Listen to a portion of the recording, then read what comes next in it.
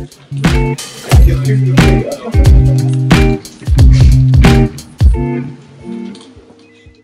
Bapak Ibu, kembali lagi dengan saya Bianca di acara Market Update Corner Room.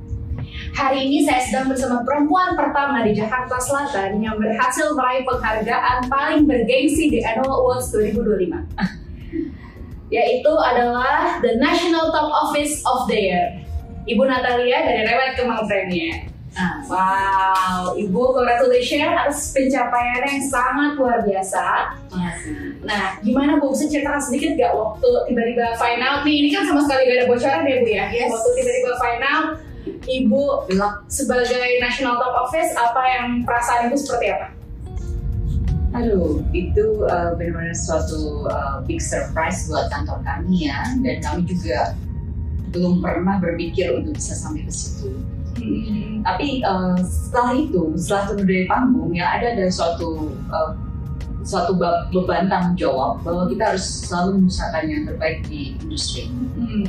Ingat banget waktu Ibu dipanggil tuh Bu Lia sempat nangis kan, berkaca-kaca gitu, berarti very emotional. It shows kalau emang ini benar-benar kaget ya Bu ya di momen itu.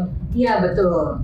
Dengan segala 9 tahun yang kita lalui itu memang sangat emosional, dan yang paling menjadi garis bawah adalah sangat bersyukur. Sangat bersyukur. Boleh cerita sedikit nggak Bu tentang profil kantor Kemang Premier itu gimana backgroundnya? Oke. Jadi Kemang Premier itu berdiri tahun 2016 ya.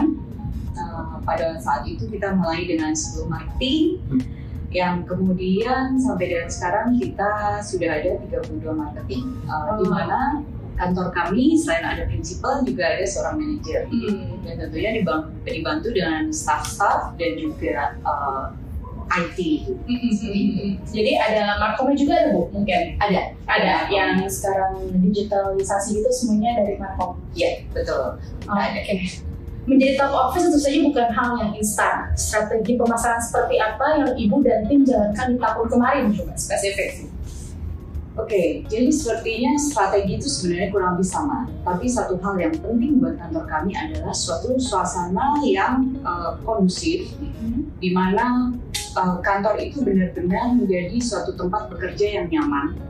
Nah itu tentunya diperlukan hubungan yang baik antara masing-masing marketing dan juga antara prinsipal maupun manajer ke marketing dan juga sebaliknya, bahkan antar staff. Itu perlu suasana yang enak. Nah itu adalah strategi kami yang utama, menciptakan suatu suasana yang kondusif. Dan berikutnya strategi sama dengan kantor-kantor yang lainnya, di mana kita pakai sistem reward yang memang sudah sangat bagus untuk diterapkan.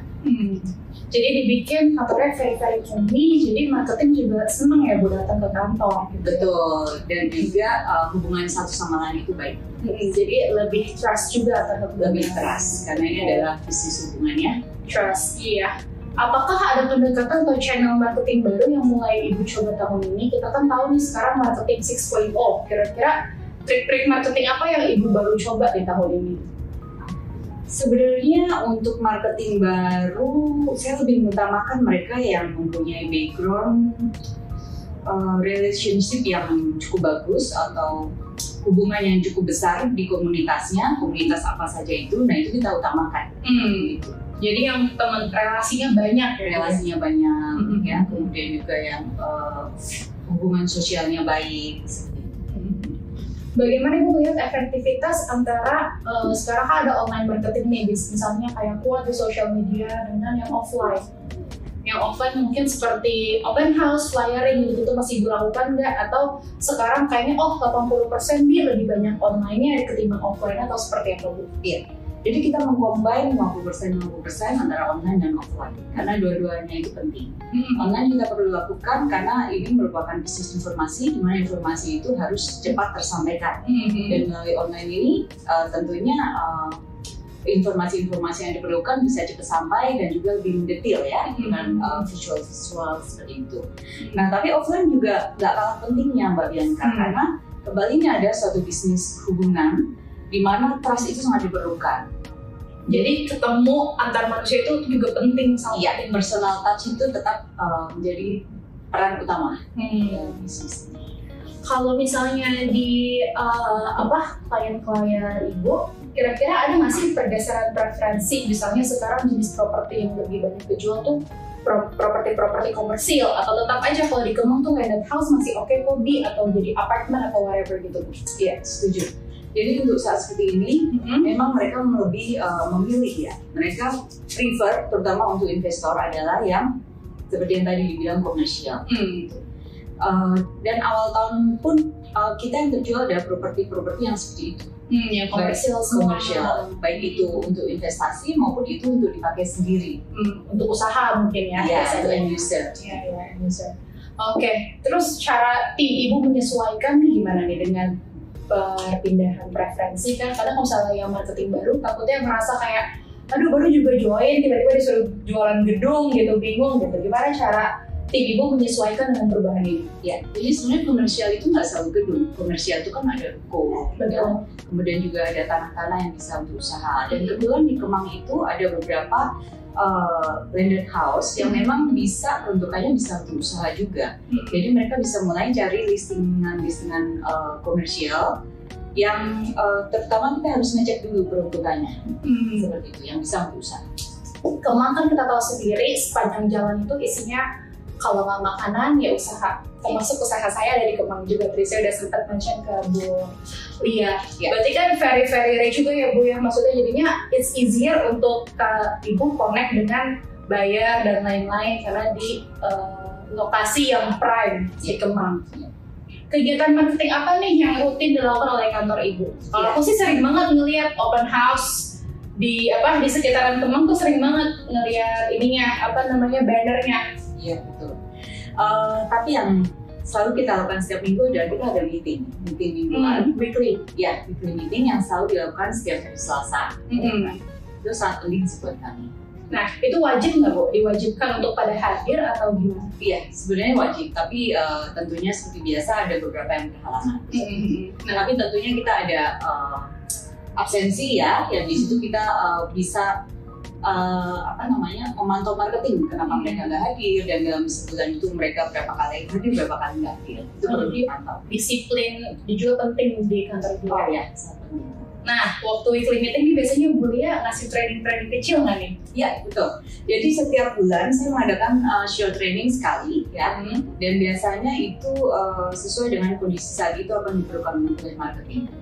Setiap sebulan sekali. Sisanya kita biasanya rutin untuk melakukan sharing baik sharing listing maupun sharing buyer atau sharing mengenai problem-problem yang ada di lapangan. Green stock itu tadi diomongin ya Bu ya? Iya. Di situ ya. Menurut Ibu yang paling berdampak dari kegiatan itu apa? Tentunya informasi ya. Bahkan sering terjadi closing setelah kita bertukar informasi di meeting itu. Oh, oke. Karena mungkin itu momen dimana semua marketing akhirnya bisa bergabung di satu hari itu, meluangkan waktu, akhirnya informasi bisa langsung cepat menyebar di situ. Di situ bisa paham kan barang baru seperti apa dan kira-kira green stock yang dipunyai kantor seperti apa. Nah, tadi udah ngomongin soal kantor, soal penjualan, marketing dan lain-lain. Sekarang mungkin agak pribadi sedikit, agak personal sedikit. Ibu dikenal aktif sebagai prinsipal marketing, juga terus selling juga kan Bu, sekaligus seorang ibu dan istri. Yes. Bagaimana cara Ibu membagi waktu dengan peran-peran tersebut? Ya, itu merupakan suatu tantangan sih buat kita sebagai businesswoman. Tapi seperti yang saya pernah share sebelumnya, bahwa kita perlu adalah penolong-penolong di setiap bidang ya. Jadi kalau di kantor, saya ada staff-staff yang cukup kompeten dan juga ada manajer itu yang selalu ready 24 jam ya istilahnya, karena dari pagi sampai dengan kantor tutup dia ada di situ. Jadi setiap marketing apabila perlu nasihat atau bimbingan, jadi dia bisa membantu selain di samping saya. Gitu. Nah kalau untuk di rumah saya punya staff-staff juga yang bisa diandalkan. Gitu. Jadi udah trusted semua ya Bu ya? Semuanya trusted, dan kebetulan mereka adalah staff yang sudah lama lah ya, cukup loyal dan cukup awet. Berarti ibunya juga enak nih, makanya staff-staffnya bisa awet. Kadang kan kalau misalnya dia nggak betah, ibunya bawel mungkin kan jadi kan keluar masuk Bu zaman sekarang. Jadi memang harus juga hubungan ke setiap orang ya. Betul. Jadi supaya jadinya bisa mensupport satu sama lain ya Bu ya. Betul. apa kuncinya nih Bu agar kita bisa produktif dan tetap hadir untuk keluarga? Kira-kira kalau weekend kan Ibu pasti ada open house juga nih, jadi gimana nih bagi waktunya?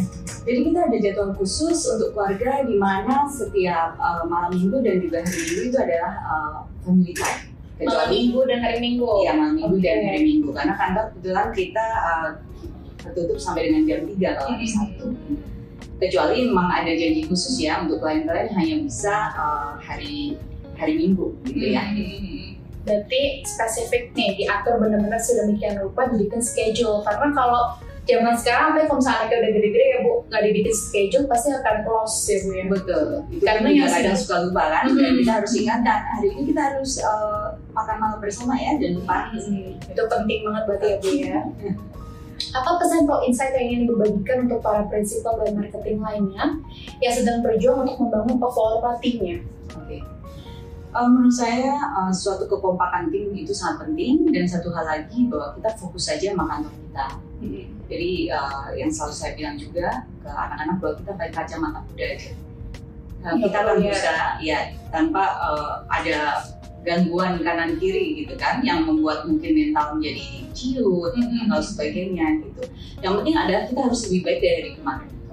Berarti harus fokus urusin aja diri sendiri gitu, nggak perlu lihat oh kanan kiri abis mendapat ini listingan mahal atau closing besar gitu. Ya tetap fokus aja gitu ya. Fokus sama diri sendiri dan memperbaiki diri untuk lebih baik dari kemarin.